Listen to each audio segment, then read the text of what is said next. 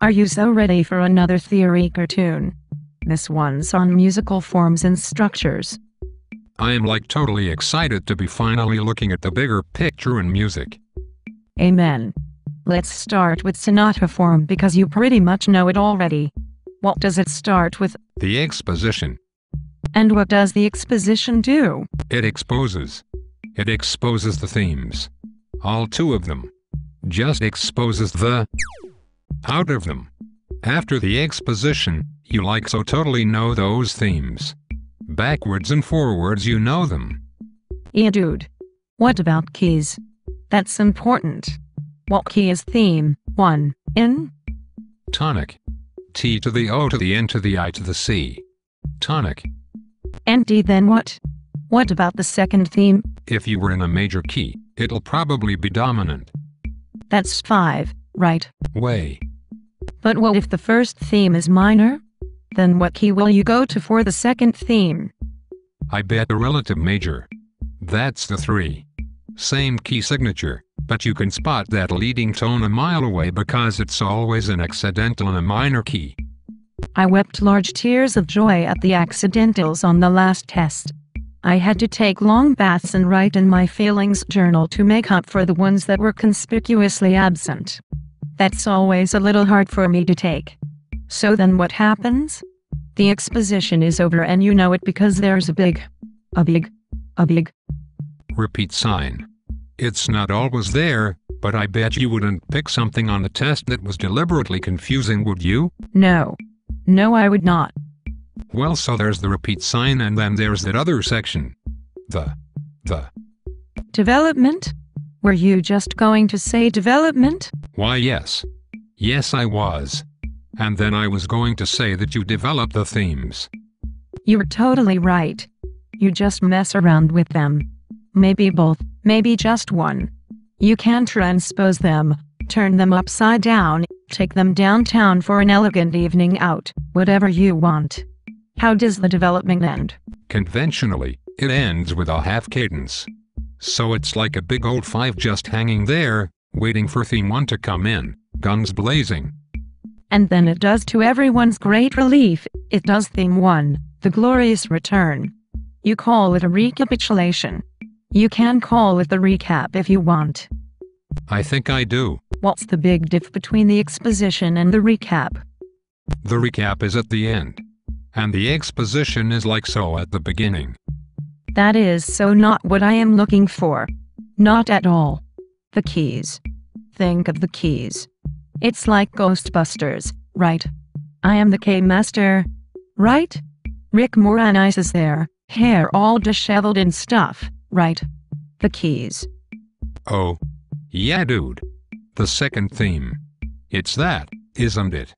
The second theme is still in the tonic key. Because otherwise the end will sound all cattywampus and propel you back into the development and you'll be in a never-ending sonata loop. Which sounds totally horrible. So horrible. Yes, everything is in tonic and then it ends.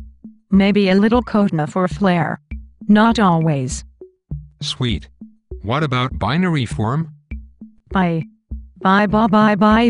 form. Bicycle. Bipartisan. I get it. I'll pull it together. Sorry. Binary is 2 parts, yes. Just 2 different parts and then it's over. Think green sleeves. Think the Star-Spangled Banner. Think of Baroque dance forms. If you only knew the hours I spent thinking of Baroque dance forms. That's it. 2 ports. A. B. Over. Except if it's rounded binary form, right? That's the wacky one, right? Well, not all that wacky. I mean, the problem is that you might confuse it with ternary form. But you won't. You won't at all. Here's the deal. Rounded binary is ABA. Ternary is ABA. But ternary is totally a bigger deal. The sections might even have different titles like trio. Right? Like a Menuet trio? Like a scherzo and trio? Totally like that. It could stand on its own. It could walk around. It could pull itself up by its own bootstraps and take this town by storm. Each section of a piece in ternary form could yell Adrian at the top of its lungs and still lose the big fight, unless of course it's against that Russian. Sucks to your fancy pants machine's Russian. Real meant train by hauling logs around Siberia. Now, what about the blues? Well, I bet they sound awfully bluesy and have titles that just make you want to sit on the front porch with a jug and your trusty hound. What else is there to do when your no-good man done left you? Your real task is to figure out how many bars there are before it repeats. After you've done that, you can figure out the chord pattern. What do you mean, repeats? It's one of the most repetitive forms out there. It repeats like every 2 seconds. The spot where you would say to yourself, hey, verse 2, is where it repeats. Count. You'll probably get either 12 or 16. If you were counting something other than bars, you'll get either a multiple or a factor of those numbers. Like 6 and 8. Or like 24 and 32. Right? That's not the end of the world. Now try to map out the chord structure. Chances are you'll only use 1, 4, and 5. What about 32-bar song form? About 5 kashillion songs use it. Remember Somewhere Over the Rainbow? Love Me or Leave Me? You hear a tune, and then you hear it again right away. Then you hear something else and then you go back to the original tune to end. Somewhere over the rainbow way up high. A. Somewhere over the rainbow skies are blue. A. Someday I'll wish upon a star.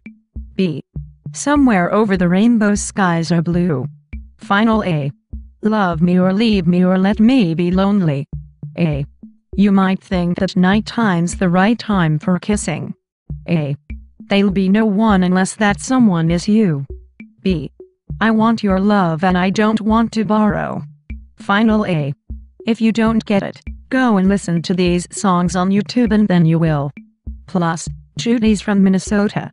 Maybe not someone to model your life after, but you win some, you lose some. Now, quick like a wink, rondo form. ABAC ABA. That returning is the big tip-off. It returns and returns. It's like always hanging around. This was like so all the rage for kind of a long time, especially in writing from the classical era.